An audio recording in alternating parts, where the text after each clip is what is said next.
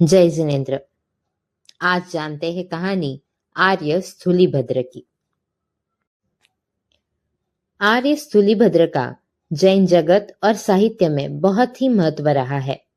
इस मंगलाचरण में उनका विशेष रूप से उल्लेख है। मंगलम भगवान वीरो, मंगलम गौतम प्रभु, मंगलम स्थूलीभद्राज्ञा, जैन धर्मोस्तु मंगलम। वे वास्तव में उच्च स्थान पाने के योग्य अधिकारी थे। उन्होंने अपने मन और इंद्रियों पर विजय प्राप्त कर ली थी, जो बहुत ही कठिन कार्य है। जितेंद्रिय होने का वह उदाहरण उन्होंने पहले ही चातुर्मास में दे दिया।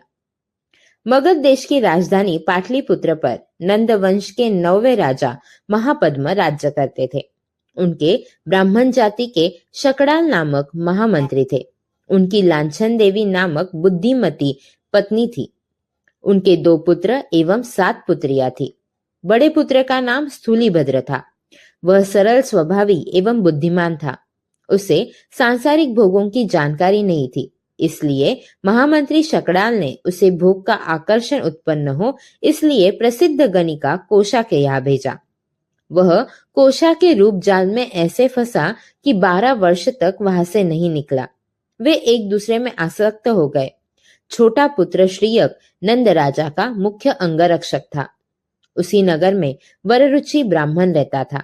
वह रोज नंदवंश के राजाओं की प्रशंसा में नए 108 श्लोकों की रचना कर राजा को सुनाता और प्रति श्लोक 1 स्वर्ण मुद्रा के हिसाब से 108 मुद्राएं लेके जाता। यह क्रम अनेक दिन चलता रहा। शकड़ाल महामंत्री पहले कुछ नहीं बोला, परंतु यह क्रम बहुत समय तक चला तो उसने एक दिन राजा से कहा कि वररुचि आपको अन्य कवि द्वारा रचित पुराने श्लोक सुनाकर आपसे इनाम लेता है। यह कहाँ तक उचित है? राजा ने जब प्रमाण मांगा तो मंत्री शकड़ाल ने कहा, ये सभी श्लोक मेरी 7 पुत्रियों को भी याद है। वे आपको सुना सकती है। आप कल ही प्रत्यक्ष देखें। अगले दिन मंत्री शकड़ाल की 7 पुत्रियां राजसभा में आई। प्रतिदिन के जैसे वररुचि सभा में आया। उसने अपने रचे हुए 108 श्लोक सुनाए। श्लोक सुनाना खत्म होते ही महामंत्री का संकेत पाकर पर्दे के पीछे से शकड़ाल की सभी पुत्रियों ने क्रमशः उन श्लोकों को यथावत सुना दिया। वस्तुतः उनकी 7 पुत्रियां क्रमशः एक पाठी, द्विपाठी, त्रिपाठी, चतुष्पाठी, पंचपाठी, षटपाठी एवं सप्तपाठी थी। अतः उतनी बार सुनने से उन्हें श्लोक याद हो गए थे। 7 के मुख से उन श्लोकों को सुनकर राज्य परिषद स्तब्ध रह गई। सब लोग घृणा से वररुचि की तरफ देखने लगे। अपने पांडित्य की प्रतिष्ठा धूल में मिली देखकर वह हतप्रभ एवं लज्जित हुआ। वह राजसभा से उठकर चला गया, परंतु मन में वैर का बदला लेने की गांठ बांध ली। उसने खोई हुई प्रतिष्ठा पुनः प्राप्त करने हेतु एक कुशल कारीगर से ऐसा यंत्र बनाया कि उसका एक सिरा दबाने पर दूसरे सिरे पर एक हाथ ऊपर आता था। उस यंत्र को वररुचि ने गंगा नदी के पानी में रखवा दिया। उस हाथ में 108 सुवर्ण मुद्राओं से भरी थैली रख दी।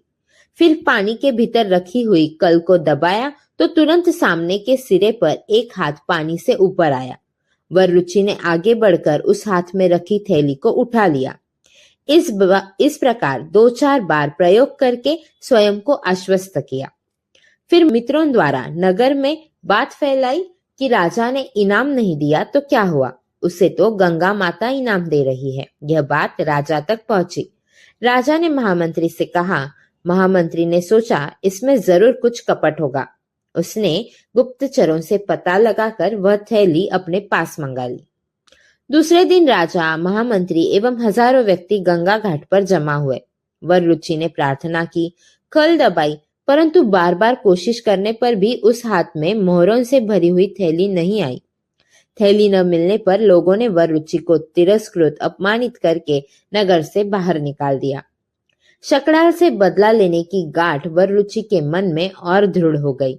वह अवसर खोजने लगा और वह मौका उसे प्रधान के छोटे पुत्र श्रीयक के विवाह में मिल ही गया।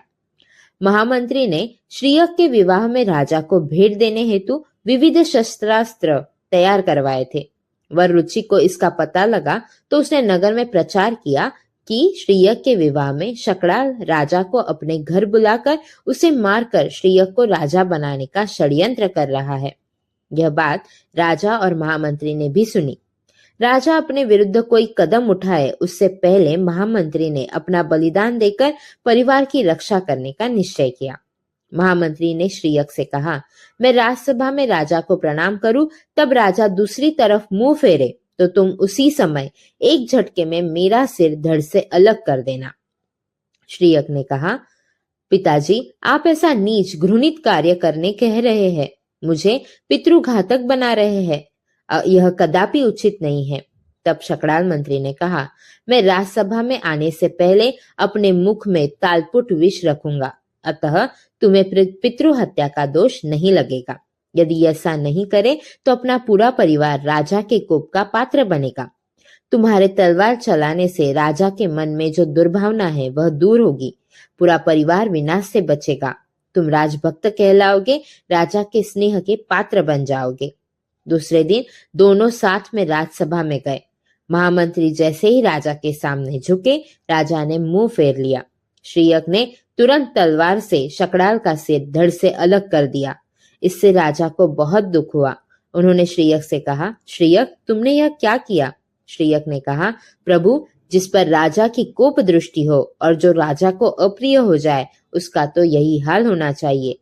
श्रीयक के मुंह से यह सुनकर राजा को श्रीयक की स्वामी भक्ति, राजभक्ति पर विश्वास हुआ। उन्होंने श्रीयक को महामात्य का रिक्त पद संभालने को कहा। श्रीयक ने विनयपूर्वक कहा, प्रभु, इस पर मेरे बड़े भाई का अधिकार है, उन्हें कोषा के यहाँ से बुलाकर इस पद पर स्थापित करें। राजा को श्रीयक की बात उचित लगी। उन्होंने स्थूलीभद्र को बुलाने भेजा।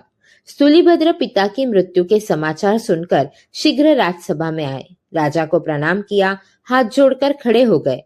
राजा ने मंत्री पद संभालने को कहा तो स्थूलीभद्र ने कहा कि मैं सोचकर जवाब दूंगा।